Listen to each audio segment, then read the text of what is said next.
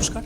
আজকের ভিডিওটি রাজ্যের সমস্ত পার্শ্ব শিক্ষক, এমএসকে, এসএসকে, আইসিটি শিক্ষক এবং অন্যান্য চুক্তিভিত্তিক শিক্ষক, শিক্ষিকা এবং শিক্ষাকর্মীদের জন্য অত্যন্ত গুরুত্বপূর্ণ হতে চলেছে। আপনারা যারা দীর্ঘদিন ধরে নিজেদের অধিকারের লড়াই লড়ছেন, তাদের জন্য কি আগামী দিনে কোনো বড় সিদ্ধান্ত আসতে চলেছে? আগামী রাজ্য বাজেটে কি আপনাদের বেতন বৃদ্ধির কোনো বড় ঘোষণা হতে চলেছে?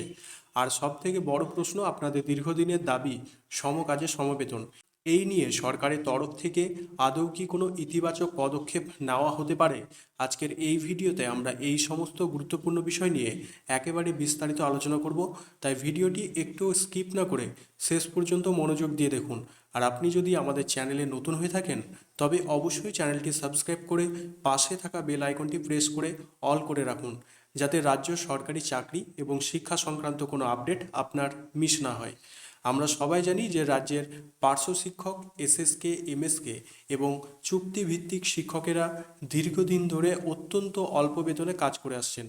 বর্তমান বাজারে দাঁড়িয়ে এই সামান্য টাকায় সংসার চালানো খুবই দুষ্কর। তা নতুন করে বলার কিছু নেই। তারা নিজেদের চাকরির স্থায়ীকরণ, সামাজিক নিরাপত্তা এবং সমকাজে সমবেতনের দাবিতে বহুবার রাস্তায় নেমেছেন, আন্দোলনও করেছেন। আপনারা নিশ্চয় জানেন যে নির্বাচনের আগে এক প্রকার প্রতিশ্রুতি দেওয়া হয়েছিল যে চুক্তিভিত্তিক কর্মচারীদের সমকাজে সমবেতন এবং বেতন বৃদ্ধির বিষয়টি অত্যন্ত সহানুভূতির সঙ্গে বিবেচনা করা হবে। সেই মতোই মাননীয় মুখ্যমন্ত্রীর তরফ থেকে একটি অত্যন্ত ইঙ্গিতপূর্ণ বার্তা দেওয়া হয়েছে। তিনি পরিষ্কারভাবে জানিয়েছেন যে আগামী 22শে জুন রাজ্যের যে নতুন বাজেট পেশ হতে চলেছে, সেখানে রাজ্যের প্রত্যেকটি স্তরের মানুষের জন্য বড় সুখবর আসতে চলেছে। রাজ্য সরকারি কর্মচারী থেকে শুরু করে চাকরি প্রার্থী এবং রাজ্যের সাধারণ মানুষের পাশাপাশি চুক্তিভিত্তিক কর্মীদের জন্য এই বাজেট অত্যন্ত গুরুত্বপূর্ণ হতে চলেছে। এখানে আরেকটি বড় বিষয় আপনাদের জানিয়ে রাখি, বর্তমান শিক্ষামন্ত্রী দীপক বর্মন, যিনি ফালাকাটার বিধায়ক, তিনি কিন্তু এই সমস্ত স্তরের কর্মচারীদের দুঃখ দুর্দশার কথা খুব ভালোভাবে জানেন এবং বোঝেন, কারণ তিনি দীর্ঘদিন ধরে মাঠ স্তরে কিন্তু এই সমস্ত কর্মীদের সঙ্গে কাজ করে এসেছেন। শিক্ষামন্ত্রী মহাশয় নিজেই স্বীকার করেছেন যে বর্তমান সময়ে পার্শ্ব শিক্ষক বা চুক্তিভিত্তিক শিক্ষকেরা যে হারে বেতন পান, তা দিয়ে সম্মানজনকভাবে জীবনযাপন করা বা সংসার চালানো কোনোভাবেই সম্ভব নয়। তিনি আশ্বাস দিয়েছেন যে এই কর্মচারীদের যে সমস্ত অভাব, অভিযোগ এবং দুঃখ দুর্দশা রয়েছে, সেই বিষয়গুলি তিনি অত্যন্ত গুরুত্বের সঙ্গে রাজ্যের মন্ত্রিসভায় উত্থাপন করবেন। তবে আপনাদের মনে রাখতে হবে যে সমস্ত সমস্যা কিন্তু রাতারাতি বা এক লপ্তে মিটে যাবে না। সরকারের পরিকল্পনা রয়েছে ধাপে ধাপে, অর্থাৎ পর্যায়ক্রমিকভাবে এই কর্মচারীদের বেতন বৃদ্ধি করা এবং অন্যান্য সুযোগ সুবিধা দেওয়া। ইতিমধ্যে রাজ্যের বিভিন্ন প্রান্তের শিক্ষকেরা নিজ নিজ এলাকার বিধায়কদের কাছে গিয়েও নিজেদের স্মারকলিপি দিয়েছেন এবং নিজেদের দুরবস্থার কথা তুলে ধরেছেন।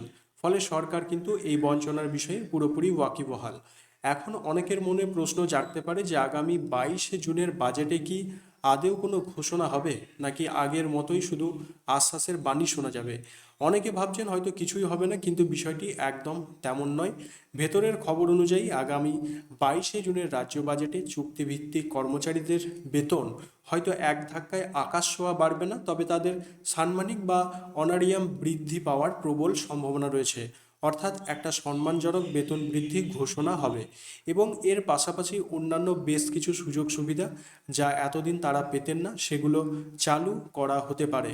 তবে একটা স্পষ্ট করে বার্তা দেওয়া ভালো যে এই নতুন বেতন কাঠামো বা সুযোগ সুবিধা হয়তো বাজেট ঘোষণার সাথে সাথেই কার্যকর নাও হতে পারে। সরকার হয়তো ঘোষণাটি এই বাজেটে করবে, কিন্তু তা বাস্তবে কার্যকর হতে হয়তো আরও কিছুদিন বা কয়েক মাস সময় লাগতে পারে। আর যদি স্থায়ীকরণ বা সমকাজে সমবেতনের কথা বলেন, তবে বর্তমান পরিস্থিতিতে দাঁড়িয়ে একেবারেই এই বড় সিদ্ধান্ত এক লপ্তে হওয়ার সম্ভাবনা অনেকটাই কম। প্রাথমিকভাবে শুধুমাত্র বেতন বৃদ্ধি এবং সামাজিক সুরক্ষা দেওয়ার দিকেই সরকারের মূল নজর থাকবে বলেই আমার ধারণা।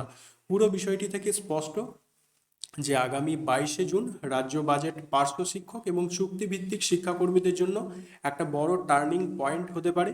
নতুন সরকার এবং নতুন মুখ্যমন্ত্রী এই বাজেট টেবিলে আপনাদের জন্য ঠিক কতটা পজিটিভ পদক্ষেপ নেন, এখন সেটাই দেখার। এখন আপনাদের কাছে আমার একটি প্রশ্ন, যে আপনাদের কি মনে হয় বর্তমান সরকারের এই পরিস্থিতিতে দাঁড়িয়ে পার্শ্ব শিক্ষকদের ঠিক বেতন কতটা বাড়ানো উচিত, আপনাদের ন্যূনতম কত টাকা বেতন হওয়া প্রয়োজন বলে আপনারা মনে করেন? আপনাদের মূল্যবান মতামত অবশ্যই নিচে কমেন্ট বক্সে কমেন্ট করে জানাবেন, কারণ আপনাদের প্রতিটি কমেন্ট অত্যন্ত গুরুত্বপূর্ণ। ভিডিওটি ইনফরমেটিভ মনে হলে অবশ্যই একটি লাইক করবেন এবং আপনার চেনা পরিচিত সমস্ত পার্শ্ব শিক্ষক, এসএসকে, এমএসকে গ্রুপগুলিতে এটি প্রচুর পরিমাণে শেয়ার করে দিন এবং প্রত্যেককে জানার সুযোগ করে দেবেন। আজ এই পর্যন্তই, দেখা হবে পরবর্তী কোনো গুরুত্বপূর্ণ আপডেটের সাথে। ততক্ষণ প্রত্যেকে ভালো থাকবেন, সুস্থ থাকবেন। ধন্যবাদ।